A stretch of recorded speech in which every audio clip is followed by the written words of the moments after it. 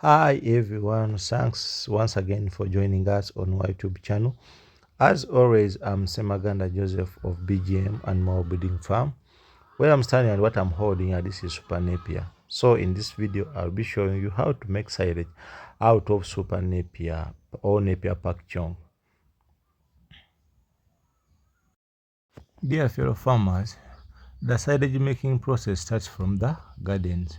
First of all, you have to know the size at which you are going to harvest your maize or your napier, because we know it very well that the milk stage is the most correct stage at which we should harvest the the maize when we are going to make silage. So you should harvest it at the most convenient stage where there is enough protein and starch within that maize that we're going to harvest. When you take a closer look at our napier, you can see it is not overgrown, because that kind of machine we do have, our chaff cutter, can't even cut those on which have overgrown. And the more they grow, and if you're going to feed goats, if they overgrow, then the nutrients will go down in the stem, yet the goats will only eat the leaves. But if you have a crushing machine and you're going to feed the cows, then there it's okay, you will be benefiting from it. So what we are seeing there, those are the silo stock, that's the surface silage. So all that we have covered there is our silage. It's going to stay there for so long.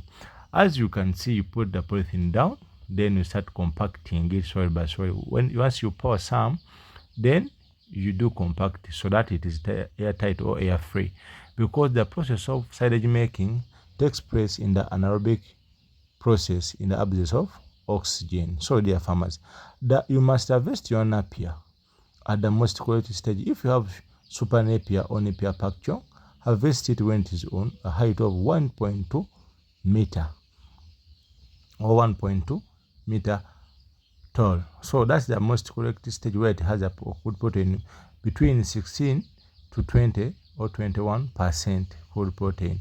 And you know that stage, fresh vegetative stage, that's the stage at which it can give you the best, or where you can feed your animals to get the best result. So dear fellow farmers, after harvesting at the commercial stage, that's when we will have high quality silage. So what we do, we will get our napier, we bring it home, we do chop them using our chaff cutter. After chopping into pieces, as you can see, we power there down.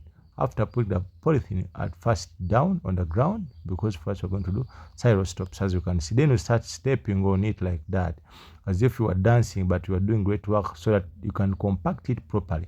That process of compacting it properly is just a matter of removing the oxygen or the air in between those stuffs. So what you do, keep on compacting it so that you pour a little, you compact, you pour a little, because first we don't have machine like tractors which can do better compacting. Or you can get a drum, put water inside, then you roll on the surface. So in the due process, you will be removing all the air and making it air free. Even if you have like maize stovers, as you can see in the video, those are maize stovers. We are going to do silage from the maize stovers, because it's quite cheap for us who are low income earners. It can help. So the second step you should take is to get your molasses or molar plus or yeast. Then you combine it. After compacting, you power on, you compact, you power on some little. So that will help in the process of fermentation, because the entire process is about fermenting those feeds, so that you can have proper storage, or you can keep them for a long period of time. So if you have a chaff cutter, or even if you have any machine, if you want to get good results when chopping your silage from maize or napier silage, what you should do proper sharpening of those braids, so that they are properly sharp, so that they can cut them very well into smaller pieces. As you can see ours, it is properly chopped. Then after there, we are going to collect it from there and take it down there, and then start stepping on it so that we can compact it properly, remove the air spaces, and then we put molasses or molar plus or other ingredients which can help in the fermentation process, because there are very many on the market as of now. So then from there, we cover, and then cover on with the soil on the top. So as always, I'm always part of the process. I do try to encourage my workers, those people whom I work with, so that I do participate as a way of motivating them or encouraging them to be part of the process.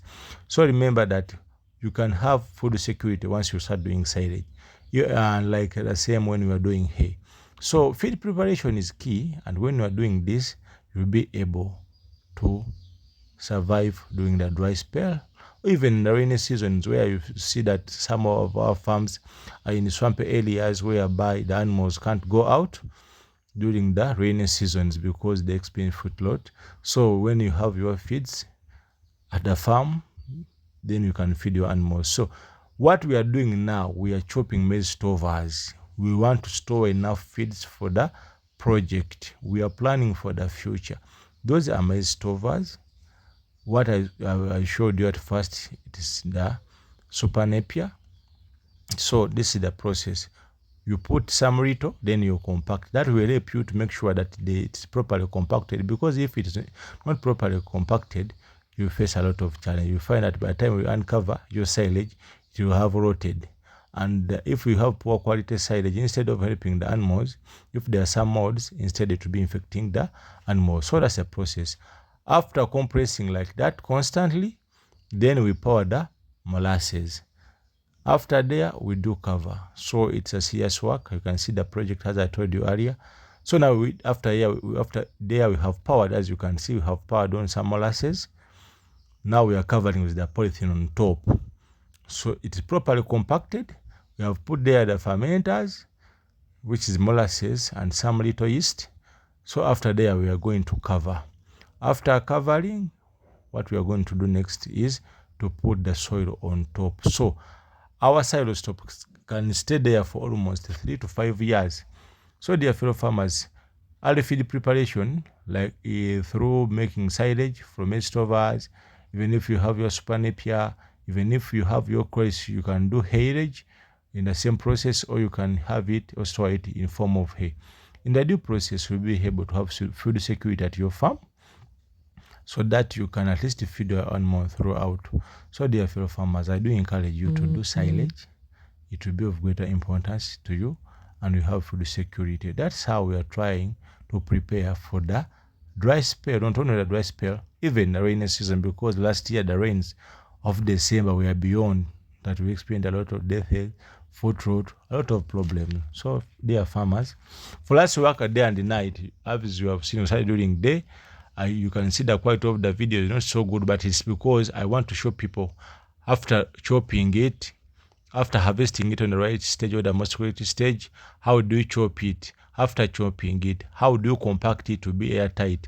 Then put there the molasses, then start doing the covering. As you can see, we are working on torches because we have no time. We can have more money, but we can't have more time. So proper utilization of time and proper time management is the key to success in any venture or in your life. Whatever you're going to be 5 to 10 years from now will be on about how do you manage change and the time in your life. So dear fellow farmers, this is the entire process how we do silage.